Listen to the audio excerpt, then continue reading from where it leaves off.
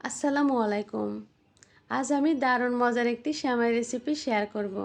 আজ তৈরি করব আমি নওয়াবি সেমাই। আসছে ঈদে চাইলে আপনারা এই সেমাইটা তৈরি করতে পারেন। এটি দেখতে যেমন সুন্দর, খেতে তেমনি অনেক বেশি মজার। কিভাবে এই সেমাই তৈরি করব সেই রেসিপিটাই আজ শেয়ার করব।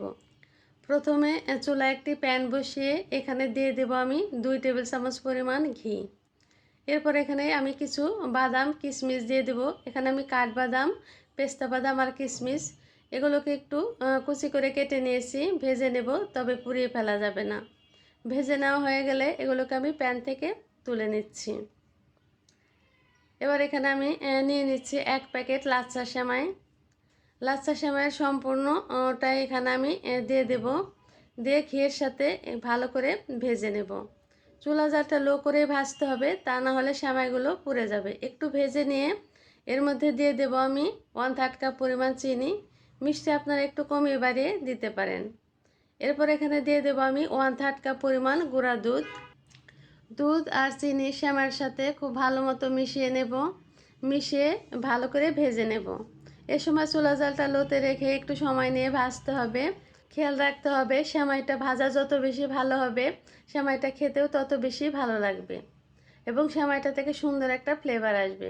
সেমাইগুলোকে তুলে একটা বাটিতে নিয়ে নিচ্ছি। অর্ধেকটা পরিমাণ সেমাই এভাবে আমি একটা বাটিতে নিয়ে নিলাম। এবার চুলায় আর একটা পাতিলে 3 কাপ পরিমাণ লিকুইড দুধ নিয়ে নিলাম। এরপর এখানে নিয়ে নেব আমি 1/3 কাপ পরিমাণ চিনি। চিনির পরিমাণটা আপনারা কমিয়ে বাড়িয়ে দিতে পারেন। এখানে 1/3 কাপ পরিমাণ আবারও গুঁড়ো দুধ দিয়ে দিলাম। এখানে দিয়ে দিচ্ছি আমি 2 টেবিল চামচ পরিমাণ কর্নফ্লাওয়ার।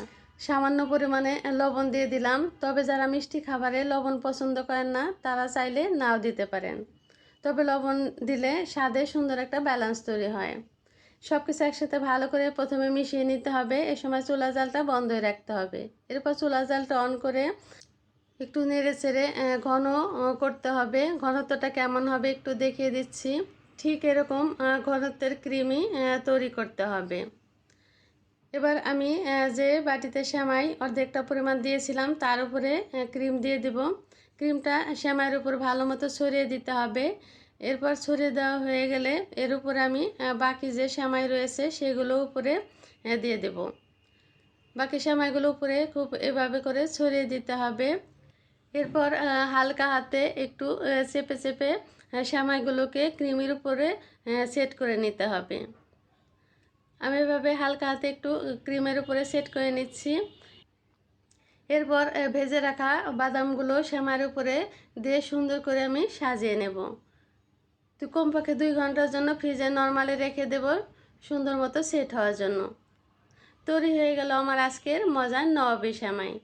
আশা করি আমার আজকের রেসিপি সবার ভালো লেগেছে। রেসিপিটি ভালো লাগলে একটি লাইক দিবেন। সবাই ভালো থাকবেন। আল্লাহ হাফেজ।